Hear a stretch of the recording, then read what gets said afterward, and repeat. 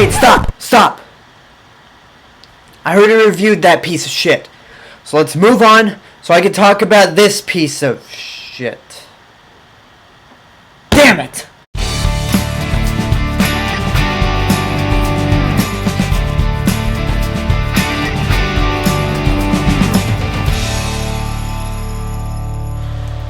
So after that atrocious abomination of cinema that's called Transformers Revenge of the Fallen, Michael Bay said, look, the movie was a piece of shit, writer's strike went on, Transformers Dark of the Moon is going to be the movie that you guys want to see. It's going to be good. Well, I think Optimus Prime summed up every fan's thought. What was it again? You lied to us. You've made a grave mistake. Ah, yes, that was it. And boy did he lie to us. Okay, so the plot to this one is about the Ark being discovered on the moon back in 1969. And nobody bothered to bring this up until 2011? Doesn't matter. Stupid movie. Anyway, the Autobots discovered that Optimus's predecessor, Sentinel Prime, is on board the Ark. So they bring him back to Earth, revive him, and at the same time, the Decepticons have a plan to bring Cybertron to Earth in hopes of, I'm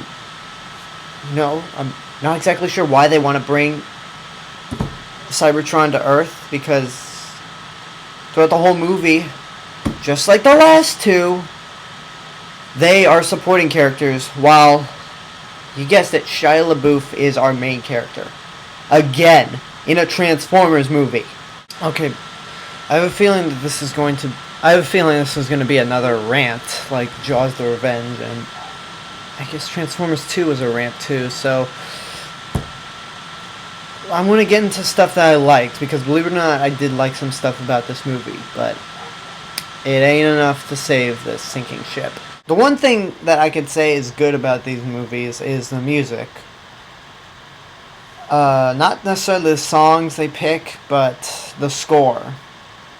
Because I don't know why in hell Linkin Park is always used. And why they never did their rendition of the Transformers theme. Whatever. The voice acting from the Autobots and Decepticons are good, and it's always a joy to hear Peter Cullen as Optimus Prime. And you know what, believe it or not, even when I saw this movie again, the Victoria's Secret model is actually kind of good. But this leads to a shocking revelation. When your best actor or actress in a movie is an underwear model, you are failing as a director. One last thing, the last 30 or 45 minutes of this movie is actually kind of cool. But, like I mentioned, the entire climax of the movie, as cool as it may have been, it didn't save the movie, and it led to the most insulting thing ever for Transformers. I mean, the twins are insulting, don't get me wrong, but for me personally, this was the most insulting. The ending was the most insulting thing for Transformers fans, but I'll get into that later. Everything else in this movie is a disaster. The acting from the humans, with the exception of Josh Duhamel and Tyrese, is god-awful. Shia LaBeouf, this was the movie that made me hate Shia LaBeouf. It put me on the Shia LaBeouf hate team. It's like, I finally see what everybody sees in this guy. I don't want to see Shia LaBeouf in anything anymore. John Turturro, why? What did he do to piss off Michael Bay? What did John Turturro do to deserve this? He was a Coen Brothers regular, for God's sake. What? To show you how powerful Michael Bay is, he was able to take Ken Jeong, who I love in Community, and it made me hate him. The last season of Community, didn't find him as funny as the first two seasons because of this one single movie. I mean, it was pointless to begin with. At the worst is Patrick Dempsey as the quote-unquote villain. I mean, he sucked as an actor in this movie to begin with.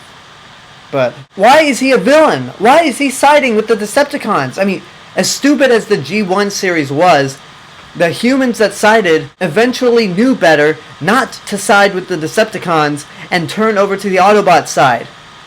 Wait, what does he get out of this? Death? Enslavement? What does he get out of the Decepticons taking over the world? Ugh.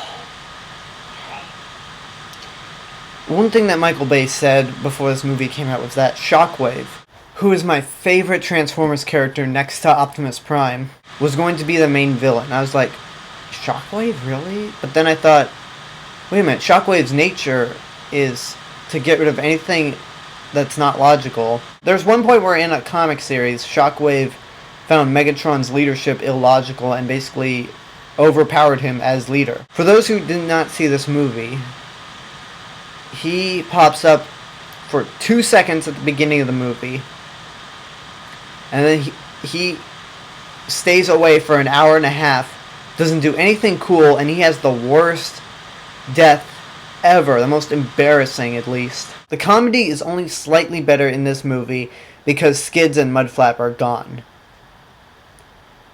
And as much as I'm happy that they're gone, an explanation for their disappearance would have been nice. Hell, put them in the movie and have them die. That would have been better.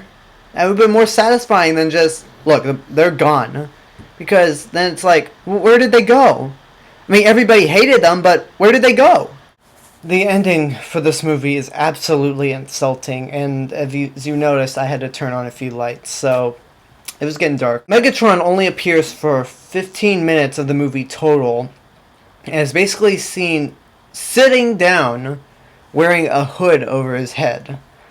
I mean, what a way to pussify Megatron. And when he actually does show up to fight at the end, he takes out Sentinel and then offers a truce to Optimus, saying, we need to come up with some sort of agreement. Now, this is the part that I found offensive. Instead of listening to the truce, Optimus said, fuck it. Faceplate on, and then killed Megatron in 10 seconds. 10 seconds!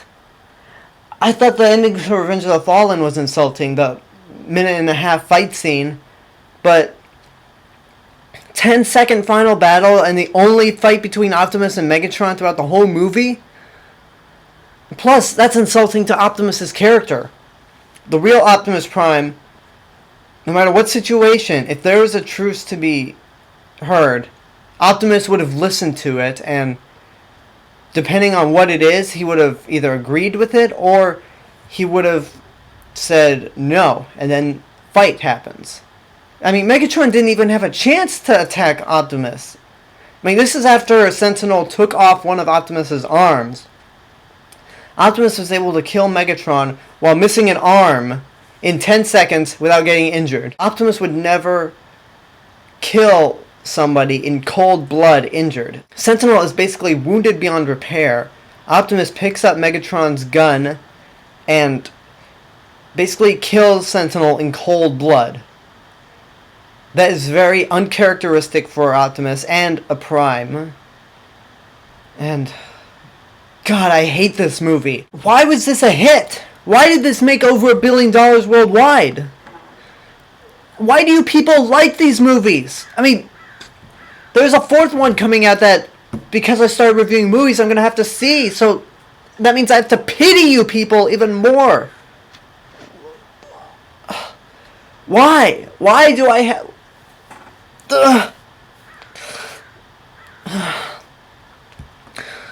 Okay, I gotta wrap this up before my brain explodes. In the end, an argument could be made that this is better than Revenge of the Fallen because of the disappearance of Skids and Mudflap. There could be an argument that it's worse than Revenge of the Fallen because it's the third movie.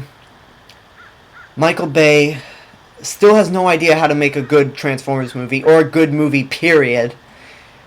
And it ruined everybody. It ruined almost everybody in this movie. So, it's 0 stars. Just like it's just like Revenge of the Fallen, 0 stars. Fuck this movie. Fuck this series.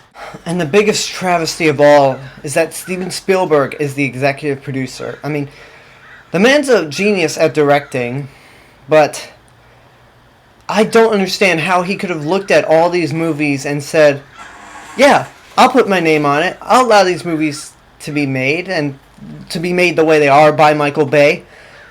And the fact that he, in an interview, he said there are 3 wonderful pictures. I mean,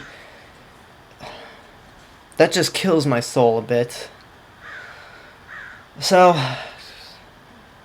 I guess you're wondering, why do I still give a shit about Transformers? You got the touch. Well, You got I can give you 3 reasons why I still give a shit about Transformers.